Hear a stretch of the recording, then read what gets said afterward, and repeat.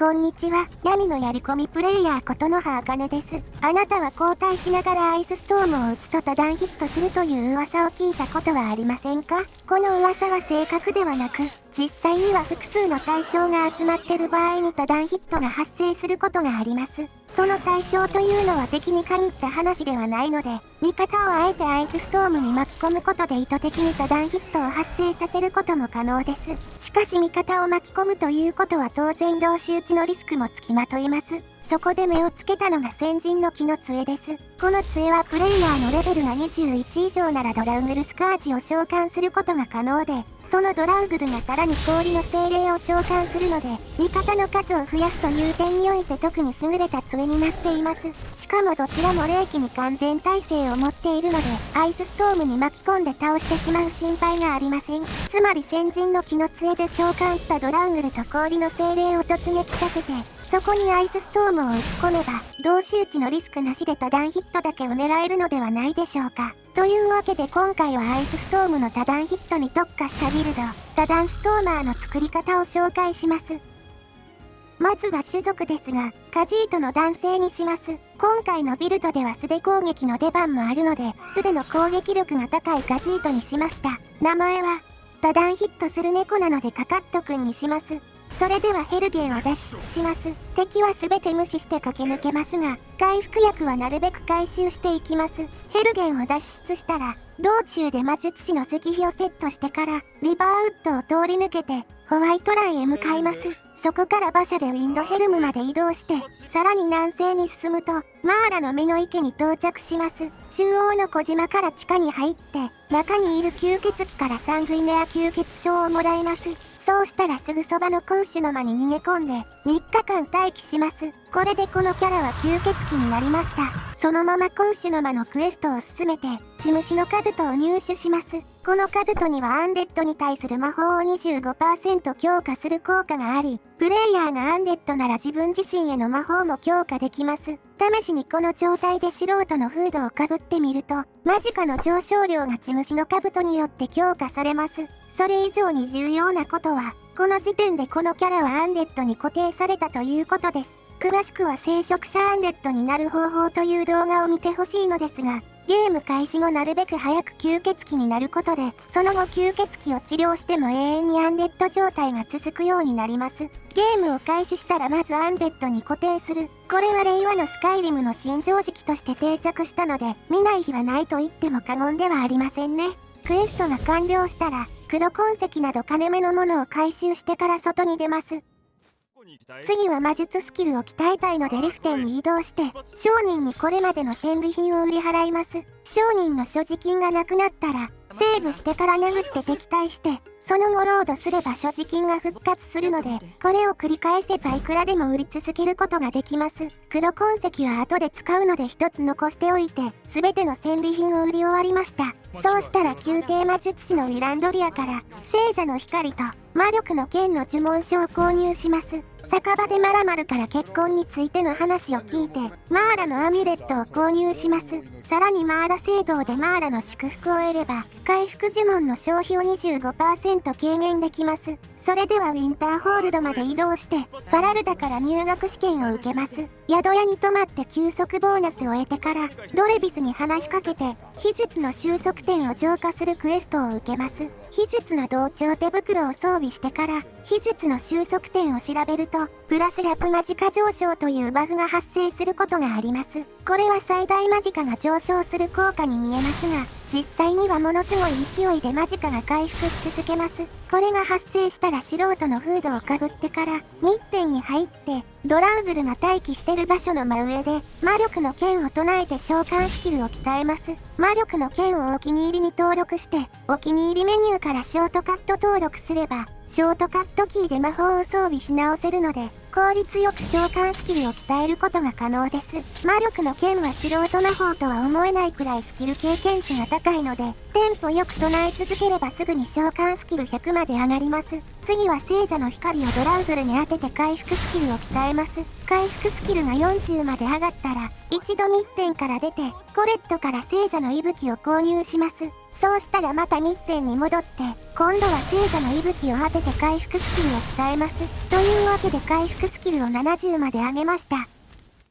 次のスキル化石の前に移動手段が欲しいので、アルケイナウムでカウンターの上のメモを読んで、伝説の生物のクエストを開始します。リフテンの東で一角獣を捕まえるクエストで、しばらく乗り続けていれば自分の馬として飼いならせます。そうしたらウィンターホールドから西に進んで、ホブのフォール洞窟へ向かいます。中に入ったら吸血鬼専用パワー、暗影の抱擁を発動してから、敵は無視して駆け抜けます。完全に隠れることはできませんが、発見が遅れる分無傷で通り抜けやすくなりますし、吸血鬼で霊気耐性が上がってるので、霊気魔法なら少しは食らっても耐えられます。ある程度進むと広間に出るので、隅にある古代呪文の書の宝箱を調べて、中身の呪文書をすべて回収します。ここで残り体力がわずかになったのでレベルアップで回復します。ステータスの上昇はすべて体力に振り分けて、レベル22、体力310まで上がりました。宝箱を調べた時点で透明は解除されますが、これだけ体力があれば十分逃げ切れます。というわけで洞窟を脱出したら回収した呪文書の中から、解き放たれた陶器を使用します。これを発動したままマップを開いて、ウィンターホールドまでファストトラベルします。その後スキルツリーを開くと、破壊スキルが大幅に上昇しています。解き放たれた陶器はファストトラベル中もスキル経験値が入るので、唱えながらファストトラベルすることで大量のスキル経験値を稼ぐことが可能です。もう一度ホブのフォール洞窟までファストトラベルすれば、破壊スキルが60まで上がります。それでは回復パークの聖職者、召喚パークのアトロマンシー、2つの魂、破壊パークの霊気強化ランク2を取得します。これで魔術スキル化石は終了となります。次は吸血鬼を直したいので、適当な宮廷魔術師から魂膜の呪文書を購入して、黒痕石に魂を捕らえます。宿屋で噂話を聞いて、夜明けの目覚めのクエストを開始したら、モーサルでファリオンに先ほどの黒痕石を渡します。血虫の兜をかぶった状態で儀式を受けて、吸血鬼を治療します。本来ならこれで聖職者や血虫の兜による強化は受けられなくなるはずですが、試しに素人のフードをかぶってみます。すると、吸血鬼は治ったはずなのに聖職者と血虫の兜でマジカの上昇量が強化されています。これが序盤でこのキャラをアンデッドに固定した効果です。吸血鬼のデメリットなしで恩恵だけを受けられるわけですから、これは常識として定着するのも納得の強力なテクニックですね。次は杖を買うためのお金を稼ぎます。リフテンから街道を北に下って、監視塔エリアを抜けたら右斜め前の坂を登ると、台座の上にゼニタールのアミュレットが落ちてるので拾います。ホワイトランから東に進んで、儀式の石碑に着いたら、急いでこれをセットして、そばに落ちてる不死の亡霊の呪文書を拾ってからその場を離れます。今度は馬車でマルカルスに向かって、街道を北に進んで、ブラインドクリフ洞窟に着いたら、対岸の崖を登って、フォースカルの監視所へ向かいます。ここにはエイゴーンとオレンという山賊の死体が最初から転がっているので、儀式の石碑で蘇生してから、すぐに崖を降りて、ブラインドクリフ洞窟に入ります。すると蘇生した死体もついてきてくれます。入り口近くの敵を2人に倒してもらったら、24時間待機して死体に戻します。その後死体を調べれば、クルセイダーの鎧一式が手に入ります。2人から装備を回収したら、また儀式の石碑で蘇生して、外に出ると、死体の鎧が復活しています。治療術で蘇らせた死体は鎧を全て剥ぎ取っても、大きめのロードを挟むと復活するので、これを繰り返せばいくらでも鎧を量産することができます。というわけで何度かこれを繰り返して、クルセイダーの鎧を4セットずつ集めました。当然重量オーバーでまともに動けないので、馬に乗って適当な死体まで移動して、集めた装備を詰め込んでから、虫の杖で蘇生して、死体をカバン代わりにして持ち運びます。ウィンドヘルムの物乞いに1ゴールド渡して話術ボーナスを得てから、ソルスセイムに渡ります。聖堂でメファーラの祝福を得たら、カバン代わりにした死体を鍛冶屋のそばまで連れてきて、殴って死体に戻して鎧を回収します。それではゼニタールのアミュレットと、クルセイダーの兜を装備します。これで簡単に揃えられる交渉上昇ボーナスは一通り揃えたので、鍛冶屋に集めた鎧を売却します。殴りリロードを繰り返して鎧や不要品を売り終わったら、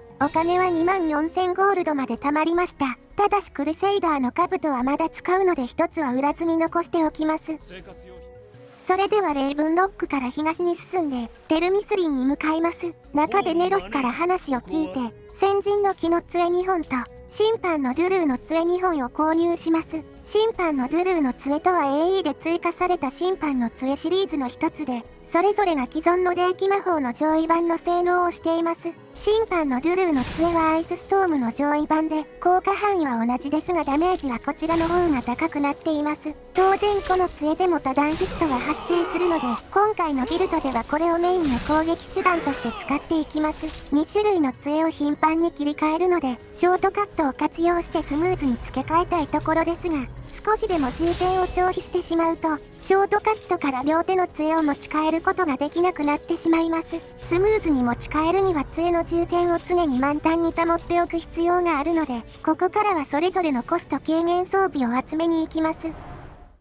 まずは最低限の魔法耐性が欲しいので、ローンスターから南に進んで、太閤の石碑へ向かいます。地虫の兜をかぶった状態でセットしたら、次はマーラ聖堂でディンヤバリュに話しかけて、愛の書のクエストを開始します。スカイリムの各地で恋人たちの手助けをしたら、地虫の兜をかぶった状態で報告します。これでマーラの使徒のボーナスを得られます。本来の効果は魔法耐性プラス 15% ですが、これは聖職者と地虫の兜で強化可能です。太閤の石碑も聖職者と地虫の兜で強化してるので、これで現在の魔法耐性は 62% まで上がりました。少し物足りない数値ですが、今回のビルドではあまり攻撃を受けないのでこれだけあれば十分だと思います。準備ができたのでウィンターホールドから北の崖を下って対岸の島に渡って北側から崖を回り込むとスカイテンプルの遺跡に到着します。遺跡内のハイエンビルの日記を読むと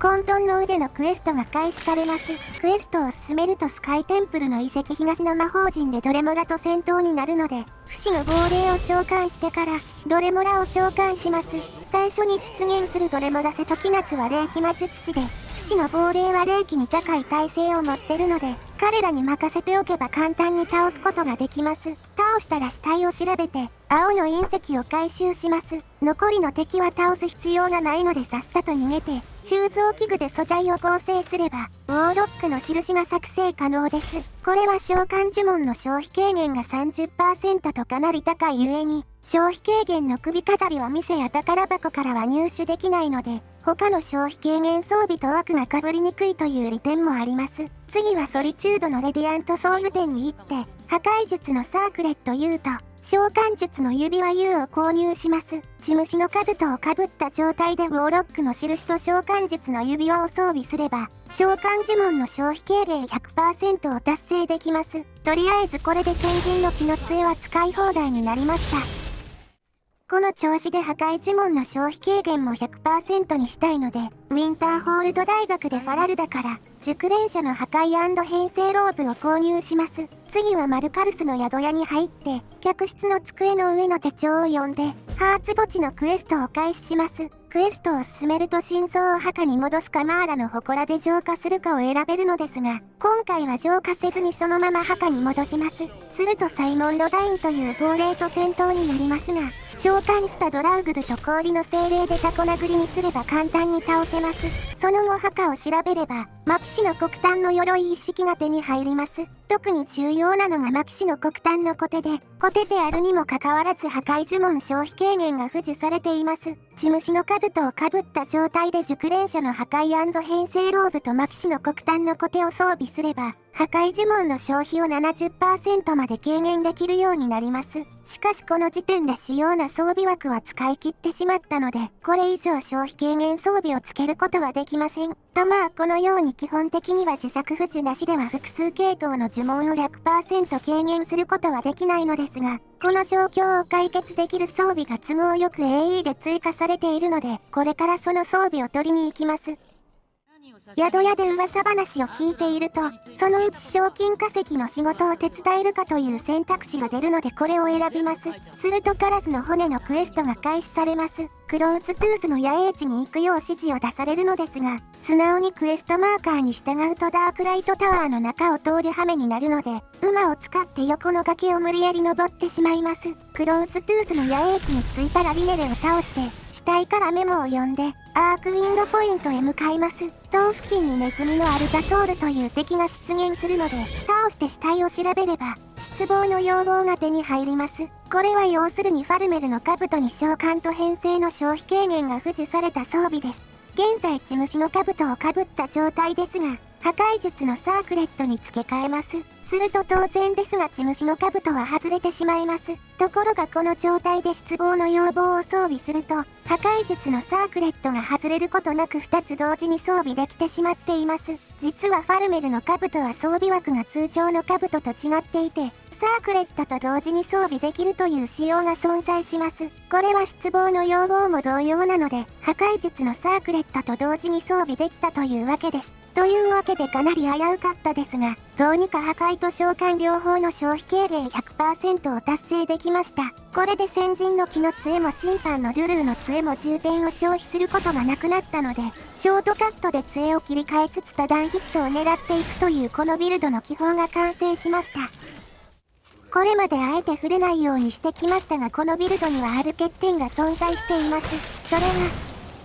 スカイリムには霊気耐性を持つ敵が異様に多いということです。というわけでこの問題に対処するためあともう少しだけキャラを強化していきます。ソリチュードのブルーパレスでファルクファイアビアードから話を聞いて、狼お呼びし者のクエストを開始します。ウルフスカル洞窟でドラウグルや資料術師と戦闘になりますが、ドラウグルスカージを召喚してからの審判のドゥルーの杖連打で簡単に倒していけます。というわけで採用で義士騎士を倒したら、ファルクに報告して、狼お呼びし者のクエストを完了させます。クエストを進めるには一度レベルアップする必要があるので、眠りの木の洞窟に入って、マキシの黒炭の鎧に着替えて、難易度をベリーイージーに下げてから、巨人に殴られて重装スキルを鍛えます。体力が減ってきたら、一度洞窟から出て、1時間待機すれば体力が回復するので、これを繰り返せばいくらでも殴られ続けることができます。というわけで重装スキルを30まで上げました。買い物による話術スキルの上昇もあるのでこれで確実にレベルが上がると思います。それでは血虫の兜をかぶってから、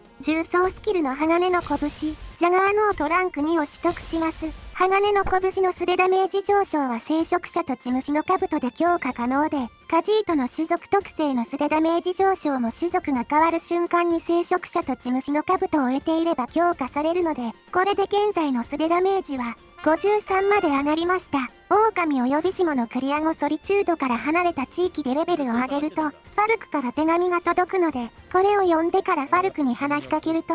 狼の女王の目覚めのクエストが開始されます。ポテマの地下墓地でドラウグルや吸血鬼と戦闘になりますが、厄介なのがノルドの吸血鬼です。吸血鬼とノルドはどちらも霊気耐性を持っているので、両方が合わさると霊気に完全耐性を得てしまいます。その場合どうするのかというと、素手で殴りかかります。素手攻撃は3人称視点で前後に揺れながら攻撃ボタンを連打すると多段ヒットするので、素手の攻撃力が高いガジートならかなりの攻撃力になります。無理に攻撃しなくてもドラウグルたちに任せれば済む話ではあるのですが、多段ヒットがテーマのビルドなので多段ヒットつながりで素手攻撃も併用してみることにしました。採用では大量のドラウグルと戦闘になりますが、こういう集団戦はこのビルドが最も得意とするところなのであっさり片付けて、ポテマの遺体は霊気が効かないので殴り倒して、狼の女王の目覚めのクエストを完了させます。するとまた配達人から手紙を渡されるので、これを読めば、眠れる狼を起こすなのクエストが開始されます。東帝都社の倉庫から川を渡ったあたりに資料術師が出現するので、いつものパターンで倒して、死体から骨のトーテムを回収したら、檻の中のボーンウルフに渡せば、クエスト完了となりボーンウルフをペットとして連れ歩けるようになります。ボーンウルフを連れてる間はボーンウルフの復讐というボーナスが追加され、アンデッドに対するダメージが 25% 上昇します。アンデッドは基本的に霊気耐性を持っていてダメージを与えにくいので、それを少しでも補おうというわけです。アンデッドに対しては聖職者やボーウルフの復讐によるダメージ増加、霊気が効かない敵には素手の多段攻撃と、これで少しは霊気耐性の不利を補えたのではないでしょうか。というわけで多段ストーマーの作り方の紹介でした。霊気魔法というだけで敬遠して今まであまりアイスストームを使ってこなかったのですが、誰かに当たっても直進し続けるという性質がかなり強くて、味方を盾にして背後から打ち込む戦法と特に相性がいいです。今回のビルドなら味方にダメージを与える心配もありませんし、しかも多段ヒットのためになってダメージ増加にもつながるという相性の良さなので、良ければあなたも多段ストーマーを作って遊んでみてください。といったところで今回の動画はここまでです。良ければいいね、高評価してもらえると励みになります。それではまた次回お会いしましょう。